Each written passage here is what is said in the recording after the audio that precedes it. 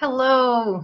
Today I just came from driving down from after dropping off my son.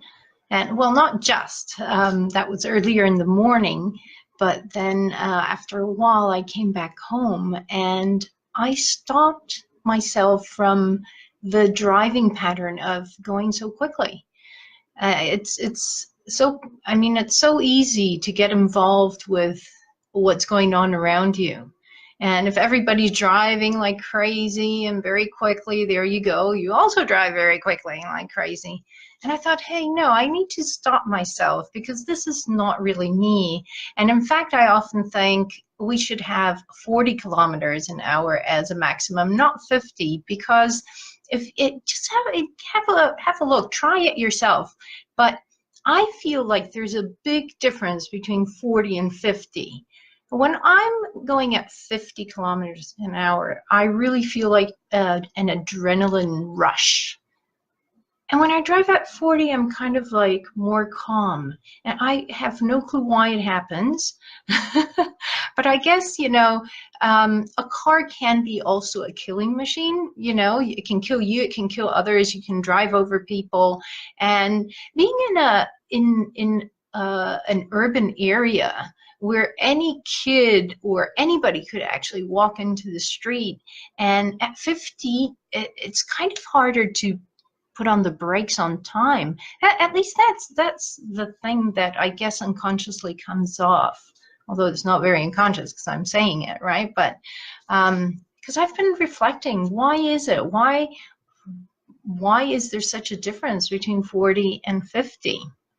And I guess it's also because when I was young, I remember a child actually, my mother would drive very slowly and I would fall asleep together with my brother at the back.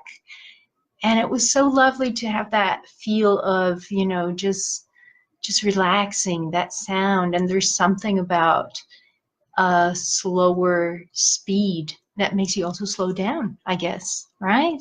Slow down in our thoughts, slow down in our activities. And at this time of the year, I think it's very pertinent because we're rushing to get everything done for the end of the year, planning for next year. Some are still doing their Christmas shopping, and I'm sure something will come up later and I'll say, oh, actually, I still need one more thing for a friend, or, and it's a really good time to actually slow down and see what, what that makes, what difference that makes in you. So I wanted to share that. That's number one. And number two that I wanted to share is that it's also a time where people start feeling more lonely. For instance, maybe, people are finishing off school at university, even kids, finishing off school. And then there's a long period of not having the regular activities going, every day, getting up to go to school, see your friends, and then all of a sudden there's nothing. So and then there's the other thing. Some people like myself, we as immigrants, although I've been here for a long time, there's so much family that's not here with me, and there are other people in that same boat. So it's a time for where you might feel more lonely. Some people who might be prone to sadness for different reasons might feel even harder to get over this period of time. So I guess if you are in the situation where you are accompanied by a lot of family, see who's around who might not have their family around, and maybe invite them over, or do something special to help them cope with the loneliness. It does make a huge difference. Believe me, I know it for myself.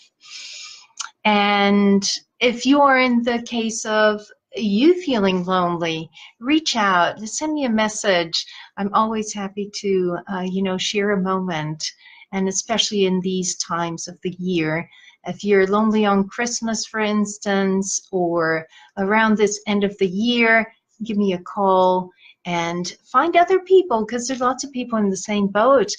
But if we don't speak up and say, hey, I'm on my own, then others won't know. So I guess it's this twofold responsibility to involve ourselves, looking outwardly and seeing who might need that extra support for this holiday period, and for those who do need that extra support, just say so.